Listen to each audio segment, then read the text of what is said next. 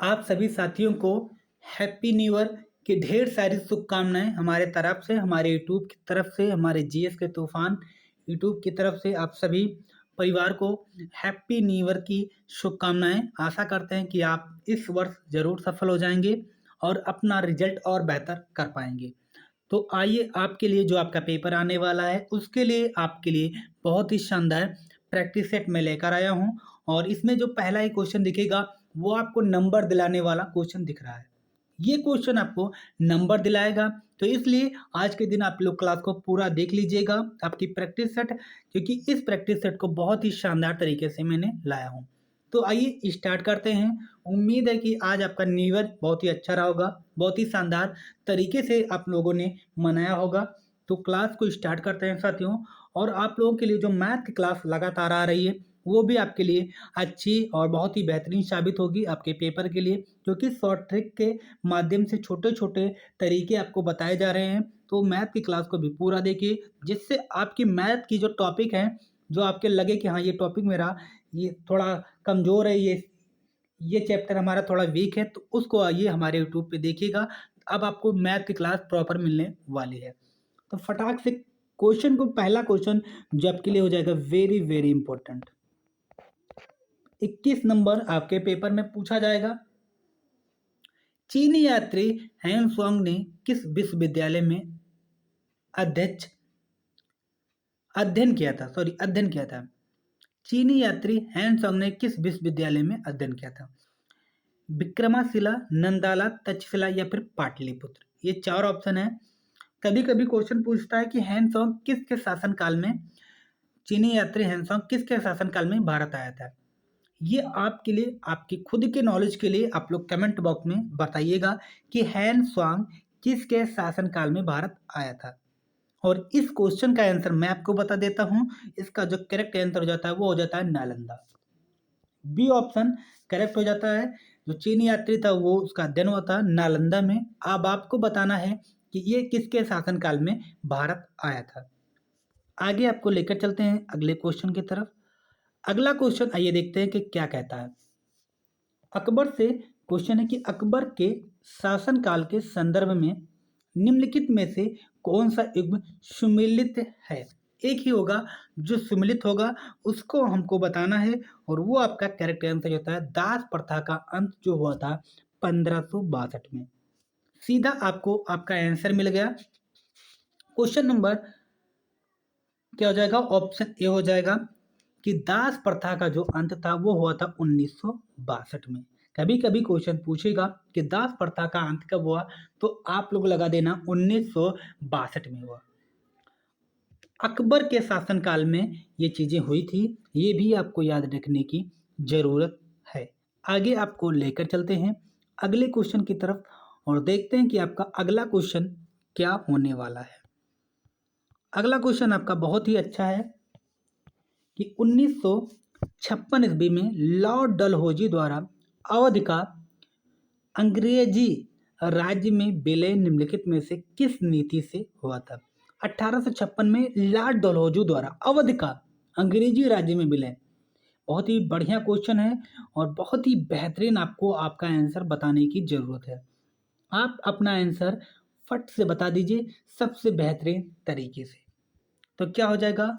अपहरण की नीति द्वारा, युद्ध द्वारा, सहायक संधि द्वारा, कुछ प्रसरण के कारण, ये आपके 4 ऑप्शन हैं। तो बहुत ही छोटी-सी ये क्वेश्चन था कह लीजिए, जो इसका करेक्ट आंसर जो होता है ऑप्शन डी। कुप्रशासन के कारण। आगे आपको लेके चलते हैं डलहौजी इसी के कारण जाना भी जाता था। कुप्रशासन के द्वारा, हड़प नीति के द्वारा, फूट डालो राजनीतिकरों के द्वारा, इसमें डलहौजी का नाम बहुत ही ऊपर आता था। आगे आपको लेकर चलते हैं अगले क्वेश्चन की तरफ। अगला क्वेश्चन है आपका,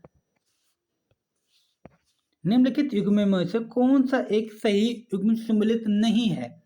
तो इसमें ये पता चल गया कि 3 सही हैं, एक ही ऐसा होगा जो सम्मिलित नहीं होगा। तो आपको वो जो सही नहीं है उसको ढूँढ लीजिए और आपको ये पता चल जाएगा कि 3 आपका सही है, तो 3 आपकी वो उत्तर मिल जाएँगे। एक जो गलत है वो आपका केवल गलत इसमें होने वाला है। तो जो गलत आपका होगा वो हो जाएगा ऑप्शन सी। इसको हटा दीजिए ऑप्शन सी को। बाकी ये जितने भी पिट्स इंडिया एक्ट, ये भी वॉरेन हेस्टिंग के द्वारा जितने भी एल्वेलबिट रिपन, ये भी जितने भी हैं, ये तीन चीजें सही हैं।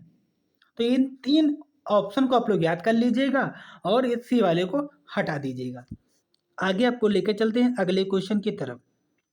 अगला क्वेश्चन आपका आ जाता है कि अंतरराष्ट्रीय तिथि रेखा 180 देशांतर जो प्रशांत महासागर से होकर गुजरती है कितनी बार विचलित होती है। कह रहा है कि जो अंतरराष्ट्रीय तिथि रेखा 180 देशांतर है, ध्यान से समझो, 180 देशांतर है जो प्रशांत महासागर से होकर गुजरती है तो कितनी बार विचलित होती है।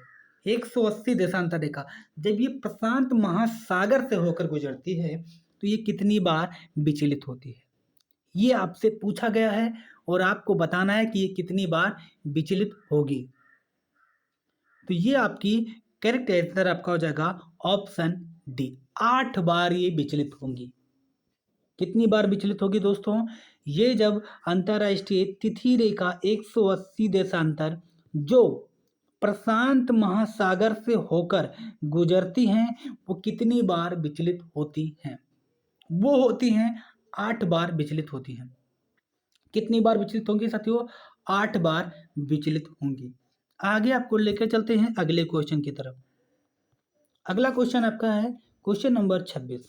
वर्ष की सर्वाधिक विरलता निम्नलिखित में से कहाँ पाई जाती है।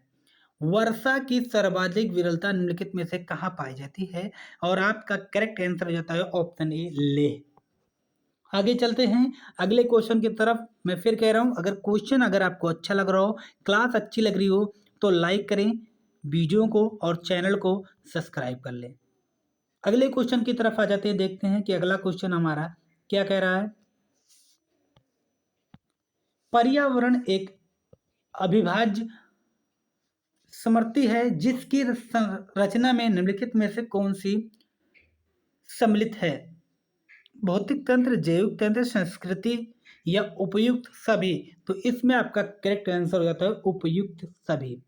अविभाज्य की जो समृद्धि होती है वो होती है, इसमें चारों भौतिक तंत्र होते हैं, जैविक तंत्र भी होता है और संस्कृत परितंत्र भी होता है।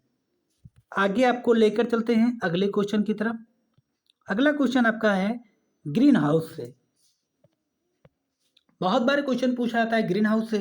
तो ग्रीन हाउस गैसों की जो प्रति व्यक्ति या फिर प्रति औद्योगिक इकाई द्वारा उत्सर्जन की मात्रा क्या कहलाती है। कार्बन मात्रा, कार्बन या फिर कार्बन सूचकांक, या इनमें से कोई नहीं। ये आपके चार ऑप्शन है और आपका करेक्ट आंसर होता है कार्बन फुटप्रिंट। बी ऑप्शन आपका करेक्ट आंसर हो जाता है। इसमें इस प्रैक्टिस सेट में लेबल बहुत ही बेहतरीन क्वेश्चन के रखे गए हैं। आगे आपको लेकर चलते हैं, पॉलिटी से क्वेश्चन आया है आपका कि भारत के राष्ट्रपति अपना त्यागपत्र उपराष्ट्रपति को संबोधित करते हैं, जबकि लोकसभा का अध्यक्ष अपना त्यागपत्र किसे संबोधित करते हैं। कह रहा है कि जब भारत के जो राष्ट्रपति होते हैं वो अपना त्यागपत्र उपराष्ट्रपति को देते हैं, सही है, उपराष्ट्रपति को तो ही देता है। हमारा राष्ट्रपति अगर अपना त्यागपत्र किसको देगा, उपराष्ट्रपति को देगा। लेकिन जबकि लोकसभा का अध्यक्ष अगर अपना त्यागपत्र देना चाहे तो किसको देगा, लोकसभा का अध्यक्ष अगर अपना त्यागपत्र देना चाहे तो किसे संबोधित करते हैं, तो वो आपको बताना है और वो करते हैं लोकसभा के उपाध्यक्ष को। ऑप्शन बी, ऑप्शन डी आपका करेक्ट आंसर हो जाएगा। ठीक है, आगे बढ़ते हैं, अगले क्वेश्चन की तरफ चलते हैं, देखते हैं कि अगला क्वेश्चन हमारा क्या कहता है। क्वेश्चन नंबर 30, निम्नलिखित में से कौन शीतोष्ण घास का मैदान है। इसमें सभी जो हैं वो बहुत ही बेहतरीन हैं, जैसे डाउन्स हो गया, पंपाज हो गया अर्जेंटीना का, और वेल्स हो गए। तो ये तीनों जो घास के मैदान हैं ये बहुत ही इंपॉर्टेंट हैं। लेकिन कह रहा है कि शीतोष्ण घास का मैदान, निम्नलिखित में से कौन शीतोष्ण घास का मैदान है। तो जो आपका आंसर हो जाएगा वो इसमें तीनों ही हैं, तो ये सभी वाला ऑप्शन आपका सही माना जाएगा।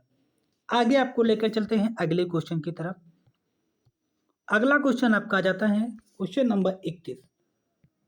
जो संघीय बजट में राजकोषीय घाटे का क्या अर्थ है, ये आपको पीछे भी क्वेश्चन मिल चुका है, ए ऑप्शन हो जाएगा। तो इसमें आपको देरी नहीं करनी है, फट से टिक कर दीजिएगा। 2-3 प्रैक्टिस सेट में ये क्वेश्चन आपको मिल चुका है, तो इसलिए इस क्वेश्चन में देरी नहीं करनी है, आगे बढ़ना है। अगला आ जाते हैं अगले क्वेश्चन की तरफ और देखते हैं कि क्वेश्चन क्या कहता है कि स्वतंत्र रूप से लटके हुए लकड़ी के एक ढांचे में कील ठोकना कठिन होता है, और कौन सा नियम इस कथन का समर्थन करता है? जड़त्व का, न्यूटन का द्वितीय, न्यूटन का तृतीय, या फिर पास्कल का नियम? तो इसमें आपके करेक्ट आंसर हो जाते हैं ऑप्शन, जो 32 क्वेश्चन का नंबर है वो हो जाएगा ऑप्शन सी, न्यूटन का तृतीय नियम। न्यूटन का तृतीय नियम क्या कहता है, ये आप लोगों को कमेंट बॉक्स में बताना है। आगे लेकर चलते हैं अगले क्वेश्चन की तरफ। अगला क्वेश्चन आ जाता है आपका क्वेश्चन नंबर 33। अपवाह क्षेत्र की दृष्टि से विश्व की सबसे लंबी नदी, विश्व की सबसे लंबी नदी, लेकिन यहाँ देखिए अपवाह क्षेत्र की दृष्टि से विश्व की सबसे लंबी नदी कौन सी है? अमेजन, नील, कांगो, सिंधु। और आपको आपका करेक्ट आंसर मिल जाएगा अमेजन, ए ऑप्शन आपका करेक्ट आंसर हो जाएगा। आगे आपको लेकर चलते हैं अगले क्वेश्चन की तरफ। अगला क्वेश्चन आपका कि एक रेडियोधर्मी वस्तु की आर्द्र वायु 6 माह है, तो वस्तु का 3/4 हिस्सा फिर डेढ़ में क्षय होगा। 6 माह, 10 माह, 12 माह या फिर 24 माह। तो इसमें आपके आंसर हो जाएगा ऑप्शन सी, 12 माह। क्वेश्चन को ध्यान से पढ़िए, जितनी बार आप क्वेश्चन को ध्यान से पढ़ोगे आपके माइंड में क्वेश्चन का आंसर अपने आप निकलने लगेगा। अगला क्वेश्चन आ जाते हैं, देखते हैं कि अगला क्वेश्चन हमारा क्या है। मनुष्य के खून का पीएच मान कितना होता है? मनुष्य के खून का पीएच फिर डेढ़ होता है। क्या होता है? आप लोगों ने देखा होगा कि जो खून का पीएच मान होता है वो लमसम 7 होता है। कितना होता है? 7 होता है। तो ये क्या हो जाएगा? वो कम क्षारीय होता है। मैं तो कह लेता हूँ मीडियम होता है, ना क्षारीय होता है, नहीं ये अम्लीय होता है, तो कम क्षारीय की मात्रा में रखा जाएगा। ऑप्शन सी आपका सही आंसर हो जाएगा। आगे आपको लेकर चलते हैं अगले क्वेश्चन की तरफ।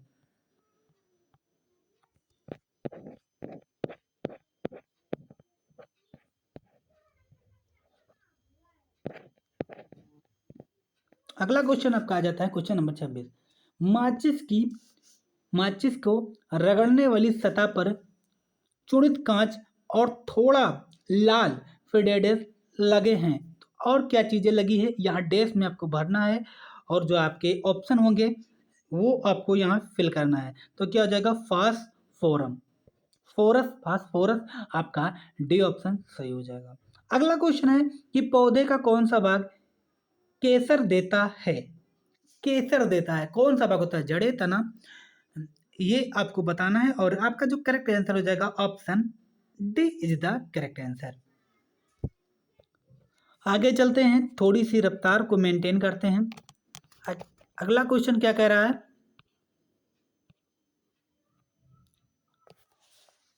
कौन सा रक्त समूह सार्वभौमिक स्वीकृता है?